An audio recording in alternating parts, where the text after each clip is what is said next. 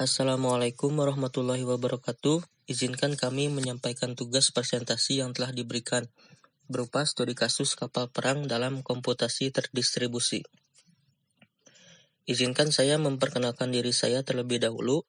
Nama saya Aji Solehin, NPM 1842419, yang akan membawakan materi pertama mengenai formasi US Navy dalam gambar, dalam konsep atau desain.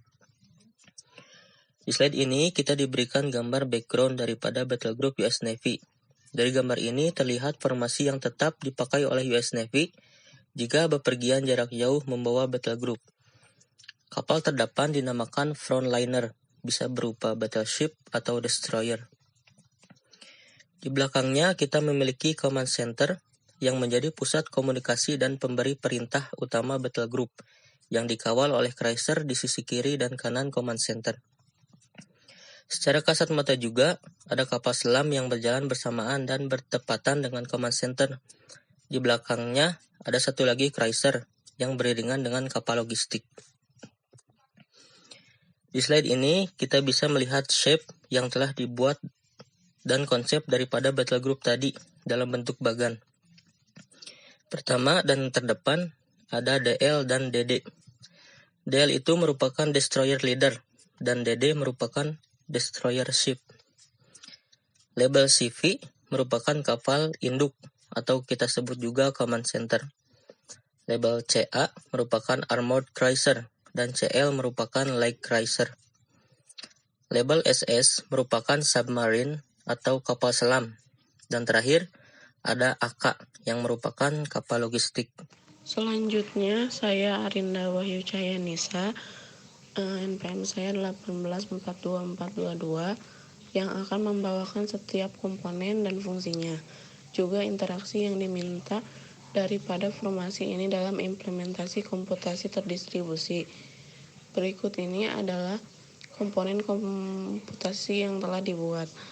CV merupakan kapal utama yang menjadi pusat komunikasi antar kapal, setara dengan centralis server. Di kapal ini, semua keputusan pendistribusian dibuat mulai dari suplai amunisi, tim penyerang, pengawasan gerak-gerik kapal asing, dan tindakan lainnya.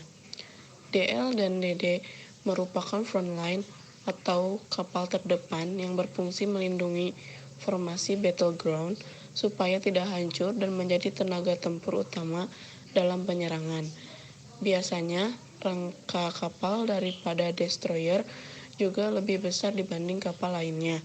Anggaplah CA dan CL sebagai wingman atau sayap daripada formasi yang mengawasi dan mendeteksi semua gerak-gerik kapal yang berada dalam radar pantauan battleground.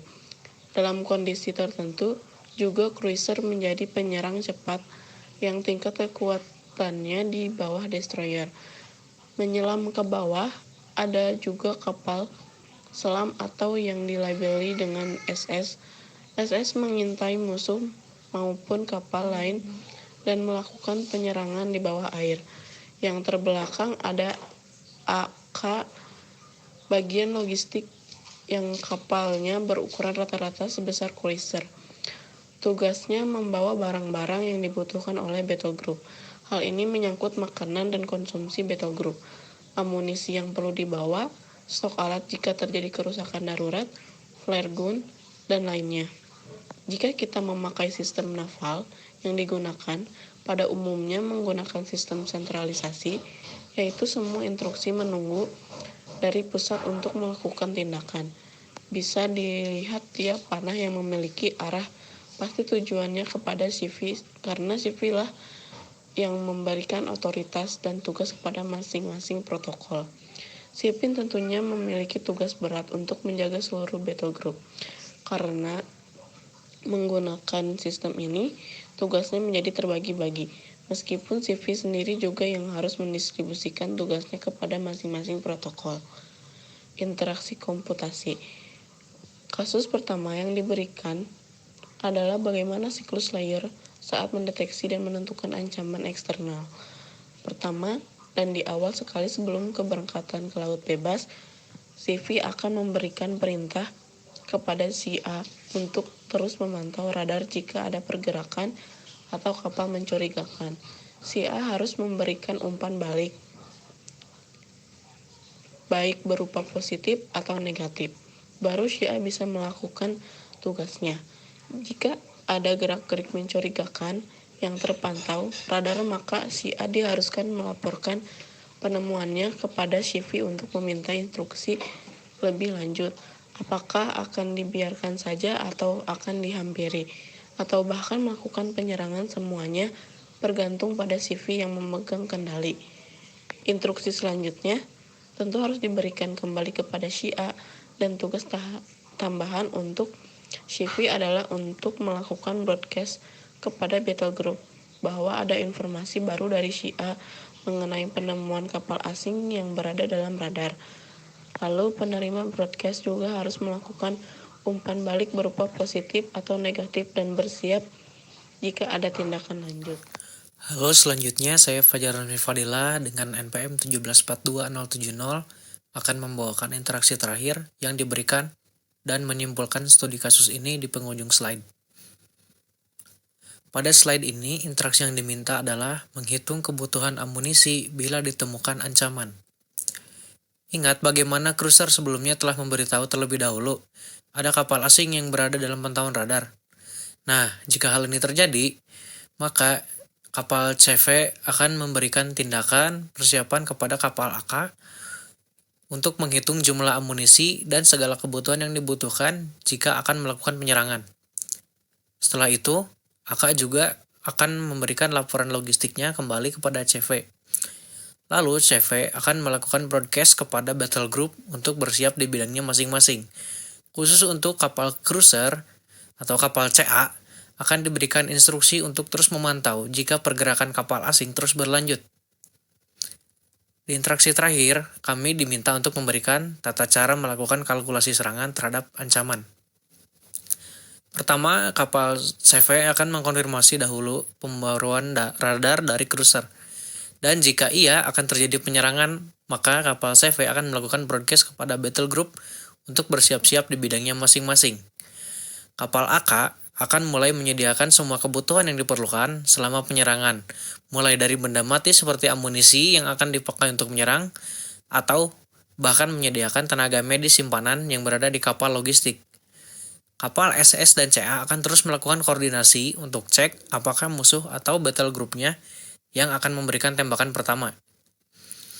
Kapal DL akan tetap menjadi frontliner dan tenaga terbesar yang dimiliki battle group. Mereka lah yang menjadi benteng terdepan di battle group ini, melindungi protokol lain yang berada di belakang. Jika semuanya sudah dikonfirmasi termasuk kebenaran berita untuk penyerangan, logistik telah siap, dan kapal CA dan kapal selam sudah memberikan aba-aba clear, maka kapal CV akan memberikan aba-aba terakhir untuk menembak. Kapal yang melakukan tembakan bisa bersinergi dengan kapal lain, tapi biasanya destroyer atau DL dan DD yang melakukan terlebih dahulu. Dan kapal CA dan kapal CL sebagai sayap akan melindungi dari sisi kiri dan kanan. Mereka akan menembak jika perlu atau diisyaratkan untuk menembak. Sehingga di slide selanjutnya kita mendapatkan formasi US Navy yang tidak berubah dari awal hingga akhir seperti berikut. Perlu dicatat bahwa keadaan saat perang bisa berubah tentunya, dan semua perubahan itu menyesuaikan apa yang telah diperintahkan oleh kapal CV sebagai command center. Lihat bagaimana semua gerak-gerik battle group ini bisa berjalan dengan adanya CV sebagai pusat komunikasi. Kita kaitkan kembali dengan topik yang kita pelajari di kapal CV menjadi server host dan mendistribusikan tugasnya kepada komponen-komponen yang ada di bawahnya. Demikian tugasnya tidak berat untuk CV karena semuanya telah dipotong-potong menjadi fragmen kecil dan bisa dijalankan sesuai bagian dari battle group. Perlu dilihat juga bahwa sifat daripada battle group ini juga tidak berubah.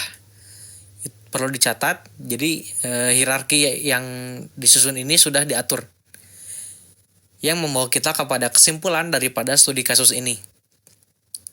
Studi kapal perang ini menggunakan sistem komputasi terdistribusi centralized atau terpusat. Hal ini dikarenakan setiap kapal memiliki komponen dan tugasnya masing-masing, strukturnya yang sudah jelas, dan tidak dapat berubah sewaktu-waktu. Runtutan interaksi yang dimiliki juga sudah tetap berdasarkan hierarki, tiap komponen tidak direncanakan untuk menjadi komponen lain atau mengambil tugas komponen lain. Tidak bisa kapal AK yang memegang logistik tiba-tiba menjadi front line untuk membentengi battle group. Karena itu merupakan tugas daripada kapal DD dan DL sebagai destroyer. Demikian studi kasus yang telah kami bahas. Terima kasih sudah mencapai di slide akhir presentasi. Jika ada pertanyaan, silakan bertanya di bilik forum yang sudah disediakan oleh Bapak Dani selaku dosen di situs web LMS STMIK Amik Bandung. Wassalamualaikum warahmatullahi wabarakatuh.